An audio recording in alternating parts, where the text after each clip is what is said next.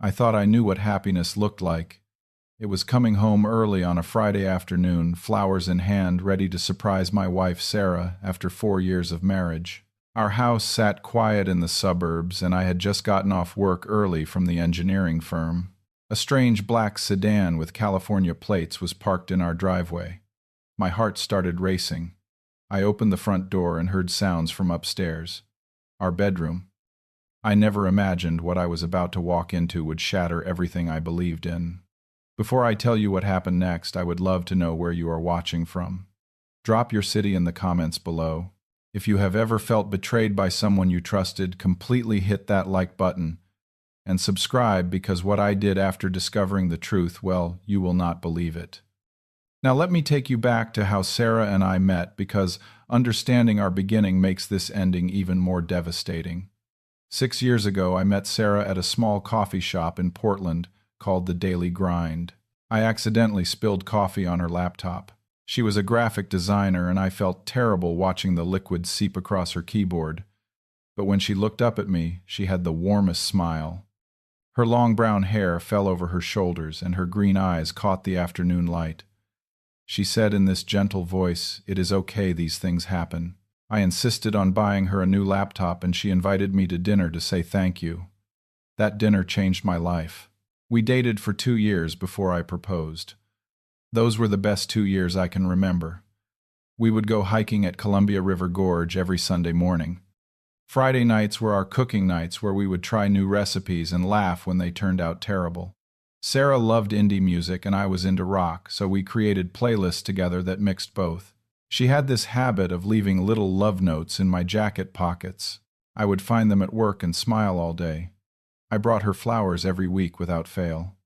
We had this secret spot, a bench, overlooking the Willamette River, where we would sit and talk for hours about everything and nothing. Our wedding was small, just 50 guests at a barn in the Oregon countryside. When Sarah made her vows, she looked into my eyes and promised to love me in sickness and health forever. I believed every word. Those first 4 years of marriage felt like a dream. We bought a house in the suburbs with a white picket fence. I worked as a software engineer, and Sarah did freelance design work from home. Life was simple, peaceful, and happy. Every year we took a trip somewhere new. Yellowstone, San Francisco, Seattle. We talked about having kids someday, maybe getting a dog first. But about 3 months before that Friday afternoon, things started to change. Small things at first. Sarah joined a gym, which was unusual because she had never been into fitness before. She started buying new clothes, more revealing styles than she usually wore. She changed her hair, wore more makeup. I thought maybe she was just feeling more confident about herself. I wanted to be supportive, so I told her she looked beautiful. Then I noticed her phone habits changed. She always kept her phone face down on the table. She started taking it with her everywhere, even to the bathroom. She would get text messages late at night and say they were from clients on the East Coast. Sometimes I would walk into a room and she would be smiling at her phone, but the second she saw me, she would lock the screen and put it away. When I asked what was funny, she would say nothing, just a meme. Her schedule changed too. She started going to yoga classes every Tuesday and Thursday evening. Each session lasted 4 hours, which seemed long for yoga, but she said she liked to stay after and chat with the other women. She had weekend meetings with clients that kept her away from home for entire Saturdays. She would come home late, looking tired, saying she did not want to talk about work. Our bedroom became a lonely place. Sarah started refusing intimacy.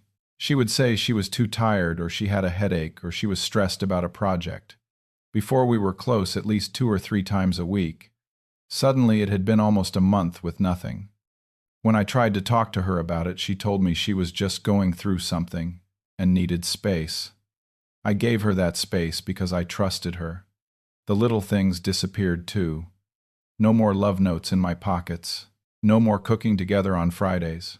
Dinners became silent affairs where she scrolled through her phone while I ate alone across from her. She stopped asking about my day at work. When I tried to tell her about things happening in my life, she would give one-word answers and change the subject. About a month before everything fell apart, I tried to fix whatever was broken between us. I made a reservation at her favorite restaurant, the place where we had our first date. She canceled at the last minute, saying something came up with a client. I bought her favorite flowers, tulips, and brought them home. She thanked me with barely a glance and put them in a vase, then walked away. I suggested couples counseling. She said we did not need that, she was fine, everything was fine. I wanted to believe her. I kept telling myself that marriages go through rough patches. Maybe I was not giving her enough attention. Maybe I was working too much. I blamed myself for whatever distance had grown between us. The thought that Sarah would cheat on me never seriously crossed my mind. We had something special. She had promised forever. That Friday morning I left for work at 7. Sarah was still asleep. I kissed her forehead and whispered, "I love you."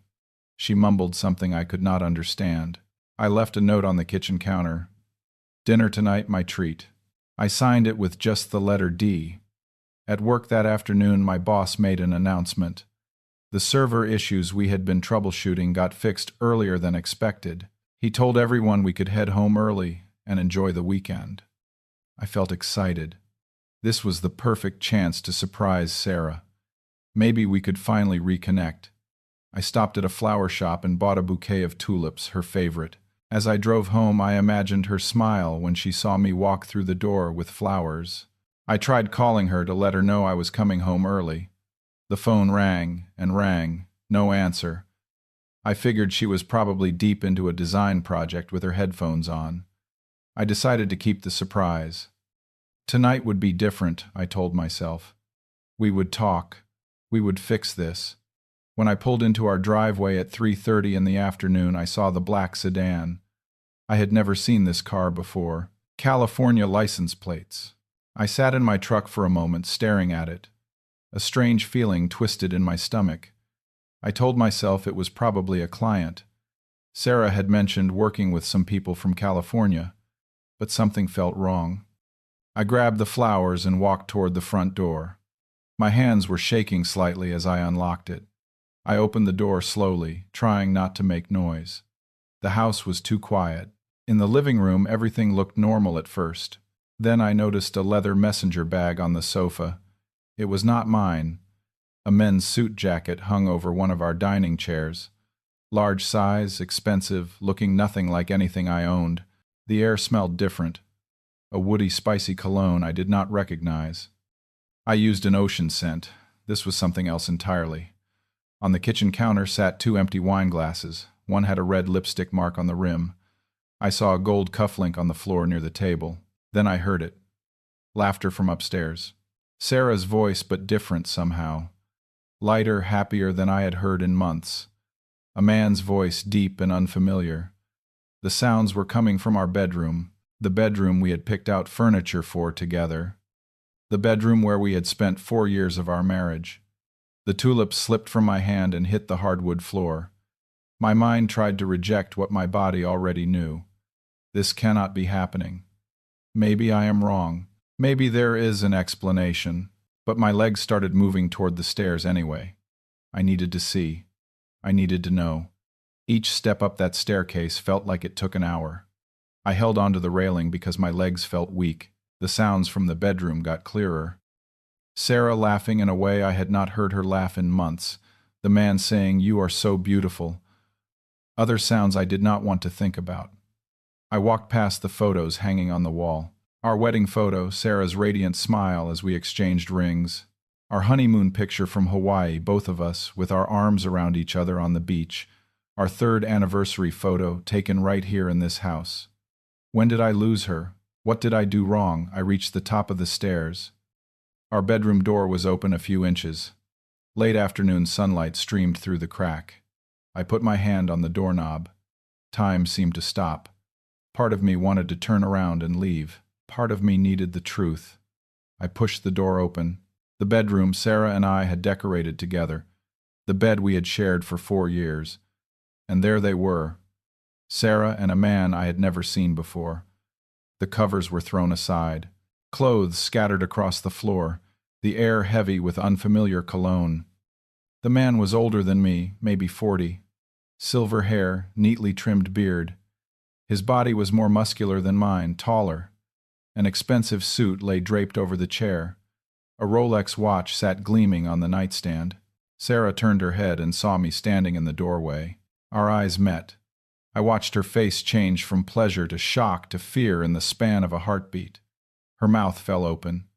"Darin, what are you doing home?" The man sat up, quickly, startled. I stood frozen in the doorway, unable to speak, unable to move, unable to process what I was seeing with my own eyes. Sarah grabbed the sheet to cover herself. "Darin, I can explain." Her voice shook, but she did not say sorry. She did not apologize. She said, "You were not supposed to be home." Those words hit me like a physical blow. She was not sorry she cheated.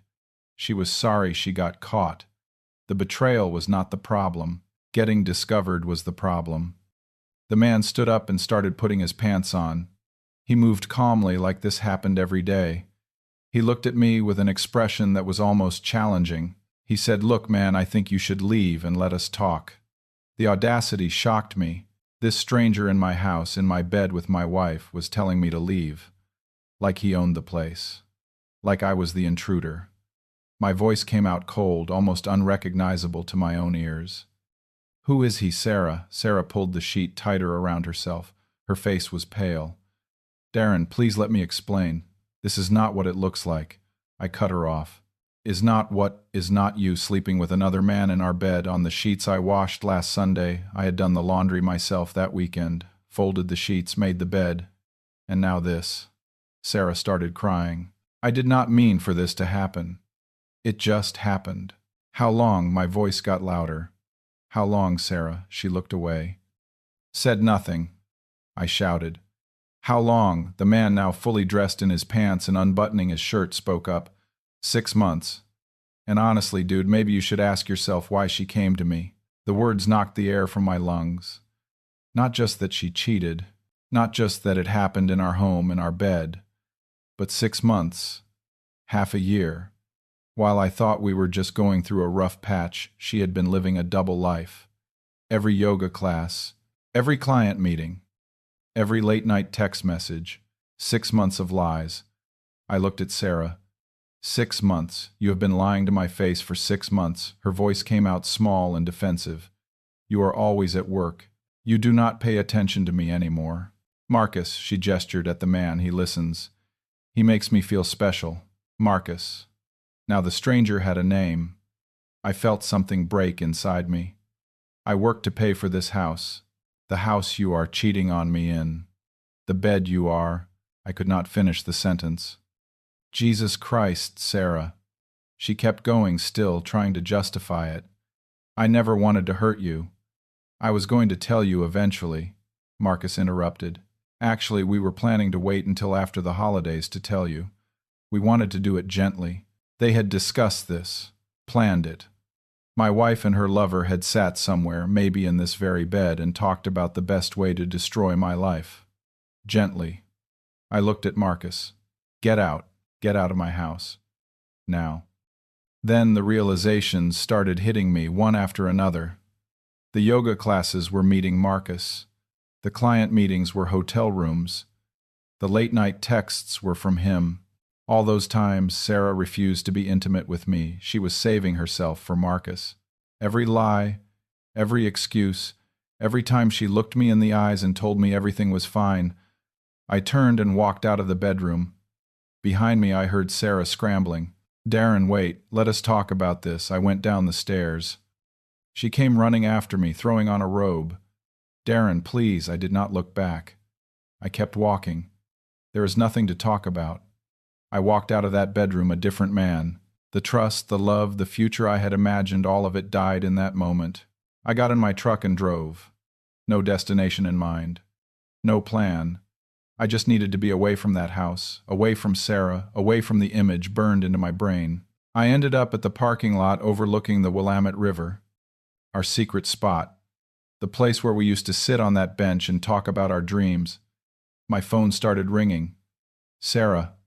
I declined the call. It rang again. Declined. By the time I looked at my phone an hour later, I had 15 missed calls from her. Text messages flooded in. "Please come home. Let me explain. I am so sorry. I miss you." I sat in my truck watching the sun set over the water. and I let myself feel it. The pain, the anger, the humiliation. I cried for the first time in years. Not loud sobbing, just silent tears running down my face. I hit the steering wheel with my fist. I shouted into the empty cab of my truck. Why? Why me? What did I do to deserve this? For 2 hours I sat there letting the grief wash over me, thinking about everything I had sacrificed for this marriage. The job offers I had turned down in other cities because Sarah wanted to stay in Portland. The times I worked overtime to afford the house she wanted. The dreams I had put on hold because we were building a life together. But then something shifted. The pain started turning into something else. Clarity. I could not just sit here forever. Sarah had spent 6 months planning her affair. Now it was my turn to plan. I called my best friend from college, Jake. He was a divorce lawyer. I told him everything. He listened without interrupting. When I finished, he said, "Do not go back there tonight. Stay at my place. Tomorrow we strategize. And Darin, do not make any rash decisions. We do this right. Document everything." Jake and his wife Melissa welcomed me into their home that night. They did not ask too many questions. They just let me exist. Melissa cooked dinner, but I could not eat. My stomach felt like it was full of rocks. That night, lying on their guest bed, I could not sleep. But I used that time to think, to plan, step by step. The next morning was Saturday. I knew Sarah had her so-called yoga class at 9. That meant she would be gone. At 9:30, Jake and I went back to my house. We were there to gather evidence. I had installed a home security camera system 2 years ago. I checked the footage from the past 6 months. Marcus had been to my house at least 20 times when I was at work. The timestamps were clear. Every Tuesday and Thursday afternoon, some Saturdays. Jake watched over my shoulder. "This is gold," he said. "Save everything." Sarah's laptop sat on the kitchen counter. She had left it unlocked. I found emails between her and Marcus going back 6 months. Romantic messages. Plans to meet. I printed all of them. Then I checked our shared credit card statements. Sarah had withdrawn $3,000 over the past 3 months.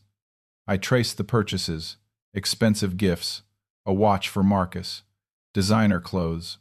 All bought with our money. Money from our joint account. I found something else. A key I did not recognize in Sarah's drawer. Jake suggested checking if she had rented an apartment. I went through the credit card statements more carefully. There it was. Monthly payments to a property management company.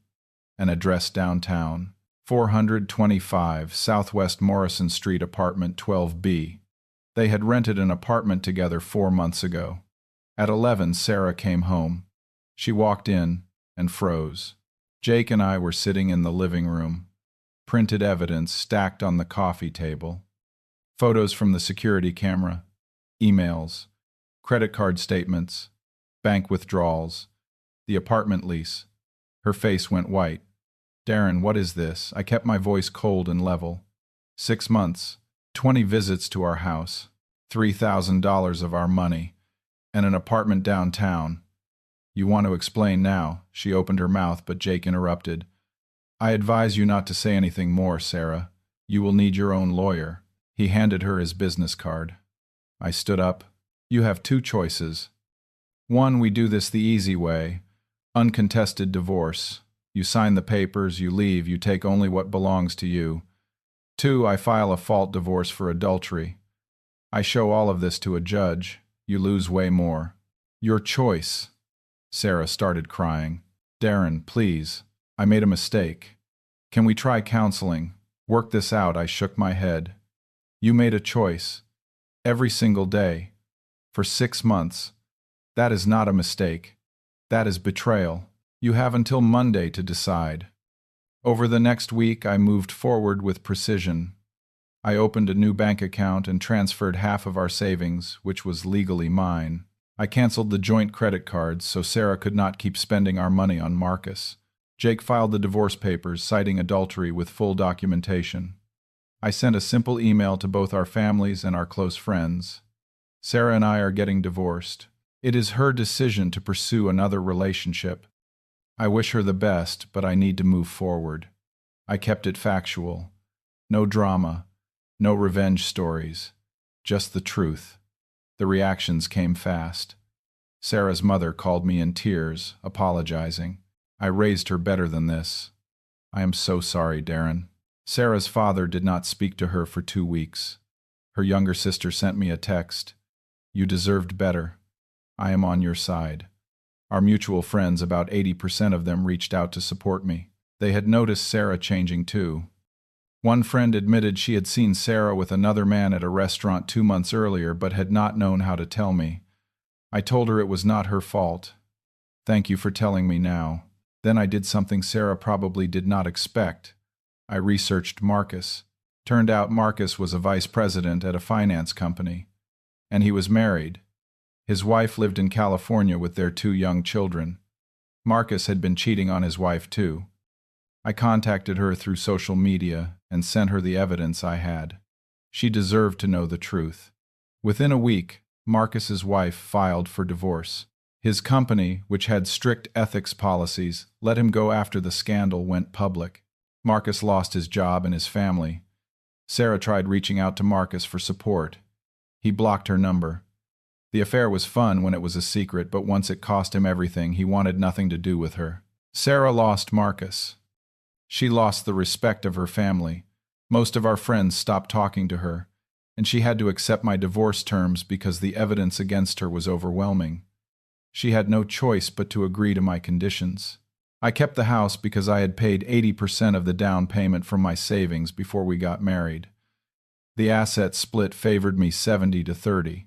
She had to pay back the $3,000 she spent on Marcus. 2 weeks after I filed for divorce, Sarah moved out. She went to live with her mother. I stayed in the house. Our house. My house now. The first thing I did was erase her presence. I packed up everything that belonged to her and had it delivered to her mother's place. Then I repainted the bedroom. A new color, light gray instead of the pale blue we had chosen together. I bought a new bed, new sheets, new everything. I was not sleeping where she had betrayed me. I threw myself into work. My boss noticed my increased focus and dedication. A month after the divorce proceedings started, I got promoted from senior software engineer to team lead. $20,000 raise. I had channeled all my pain into productivity, and it paid off. I started going to the gym every morning before work, not because I wanted to look good for anyone else, but because I needed to feel strong. I ran every evening. The physical exhaustion helped me sleep. I also started seeing a therapist once a week. Talking to someone who had no stake in my life helped me process the betrayal without judgment. 3 months after that terrible Friday, the divorce was finalized. Sarah signed the papers. We did not have to go to court. She knew she had no case to fight. On the day the divorce became official, I did not feel sad. I felt relieved. I took a week off work and drove up the California coast by myself. I had always wanted to do that drive, but Sarah never wanted to go. Now I could. I stopped at small towns, took photos of the ocean, slept in cheap motels, and ate at local diners. For the first time in years, I felt free. I discovered I liked photography. I joined a local hiking club and made new friends who knew nothing about my failed marriage. They just knew me as Darin, the guy who always had good trail recommendations. I reconnected with old friends I had lost touch with during my marriage. It turned out Sarah had not liked most of them, and I had slowly stopped calling them. I did not date. I was not ready, but I was okay with that. I needed time to heal, to figure out who I was without Sarah, to rebuild trust in myself. 4 months after the divorce, I was stronger than I had been in years. I had lost 15 pounds of weight and gained it back in muscle. I got a second promotion at work. I had a group of friends who genuinely cared about me. I owned my house outright. And most importantly, I had peace. I did not just survive Sarah's betrayal. I used it to become stronger. She took 6 months of lies. I took my whole life back. 6 months after I walked in on Sarah and Marcus, I found myself sitting on my back porch on a Friday evening. The sun was setting behind the tall fir trees in my yard. I held a cup of coffee and just breathed. The air felt different now, lighter. I was not lonely. I was at peace. Looking back on those 6 months, I could see everything clearly now. I had not been truly happy with Sarah for a long time. I had just gotten used to the routine of being with her. I had confused familiarity with happiness, comfort with love. I thought about what I had gained and lost. I lost a wife who was never really faithful. I lost the illusion of a perfect marriage. I lost the naive trust I used to have in people. But I found myself again. I rediscovered my worth. I learned I was stronger than I thought possible. Through mutual friends, I heard updates about Sarah. She was still living with her mother. Her freelance business had suffered because word got around about what happened. She lost several clients. Marcus had blocked her completely after his divorce and job loss. She had tried to contact me a few times through social media. I never responded. One friend told me Sarah had said she regretted everything, but I did not care. She had made her choices. Now she had to live with the consequences. One evening, about 8 months after everything happened, I ran into Sarah at the grocery store. I was picking up supplies for a hiking trip. She was at the checkout line next to mine. Our eyes met. She looked different, tired, thinner. The confidence she had when she was with Marcus had vanished. "Sarah," she said quietly. "Hi." I nodded. "Sarah, you look good. Really good." Her voice cracked slightly. "Thank you. I hope you are doing okay." I meant it. I was not angry anymore. I did not hate her. I just did not feel anything. She teared up. "I am trying. I miss you. I miss us." I kept my voice gentle but firm. "I do not. Take care of yourself, Sarah." I paid for my groceries and walked out. As I loaded my truck, I realized something. I felt nothing. No anger, no pain, no longing. Just indifference. That was when I knew I had truly healed. The opposite of love is not hate. It is indifference. And I was finally there. Now, a year after that Friday afternoon, I am still single. I am not rushing to find someone new. I am focused on myself, my career, my hobbies, my friends. But I am open to the possibility of love again someday. When the right person comes along, I will recognize her. This time I will choose more carefully, and I will never ignore red flags again. If you are going through betrayal right now, I want you to know something. You will be okay. It takes time. It hurts more than anything you can imagine. But you will come out stronger. Do not let the person who hurt you control your life. Do not give them that power. I learned some important lessons through all of this. First, trust your instincts. If something feels wrong, it probably is. I ignored the red flags because I was afraid of being right. Second, people cheat because of their own character flaws, not because you are not enough. I was enough. Sarah just was not worth it. Third, when someone betrays you, respond with action, not just reaction. I could have acted out in anger, but I chose to be strategic. That made all the difference. Fourth, lean on your support system. Do not go through pain alone. Jake, Melissa, my friends, my therapist, they all helped me survive. Asking for help is not weakness, it is wisdom. Fifth, forgiveness is not for the person who hurt you. It is for yourself. I forgave Sarah not because she deserved it, but because I deserved peace. Forgiving her did not mean taking her back. It meant releasing the anger so it would not poison me. And finally, you are stronger than you think. On that first day, I thought I could not live without Sarah. Now I realize I was not living with her. I was just existing. Now I am truly alive. Sometimes the worst thing that happens to you becomes the best thing that ever happened to you. Sarah's betrayal did not break me. It freed me. I lost a cheating wife, but I found myself. And honestly, that is the best trade I ever made. If you are going through something similar right now, remember this. You are not what happened to you. You are how you rise from it. And trust me, you will rise. Now I want to hear from you. Have you ever been betrayed by someone you trusted? How did you handle it? Share your story in the comments below. And if this story helped you in any way, please hit that like button. Subscribe to this channel if you want to hear more real-life stories about surviving tough times. Share this video with someone who might need to hear it. Your support means everything. Thank you for listening to my story. I hope it brings comfort to anyone out there dealing with heartbreak. Remember, you deserve loyalty. You deserve honesty. You deserve real love. Never settle for less. Take care of yourselves and each other. Until next time,